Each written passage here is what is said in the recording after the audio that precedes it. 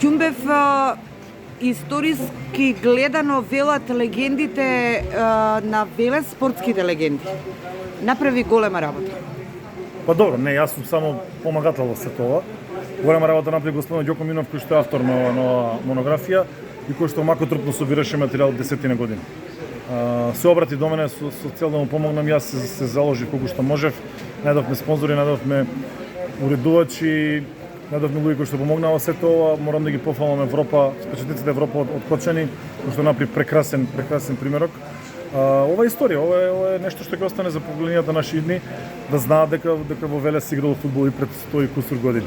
Првата слика, ако не се лажам, монографијата иде од 1919 година. Тоа е стварно историја и сведоци сме и сите ние како велешани дека и ден денес ќе имаме живи сведоци кои што играле во тие времиња, после и пред војната, Втората светска војна, и останува нешто што мислам дека ќе биде како белег на Велес, со поттик на, се надам дека и другите спортови Велес кои што стварно се добри би може да направат нешто вакво, затоа што по некои 50-100 години мора да остане трак дека сме постоеле, Македонија постоела, не било од 45-та па наваму, како што некои милуваат да кажат, така да ова е доказ еден историски пред се. Токму тоа, еве и ние го забележивме, новинарите се смогна сила, храброст, финансиска поддршка се обезбеди за фудбалот. Може ли да се направи, еве сега да те злоупотребиме од позиција на синдикалец во спортот, може ли да се направи нешто и за другите спортови во градот? Јас стоам на располагање во секој случај и со секогаш совет колку што можам.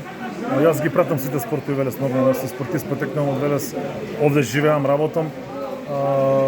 Стоам на располагање, и тоа во денешно време знаете дека за секој елитен спорт треба многу финанси и големи спонзори.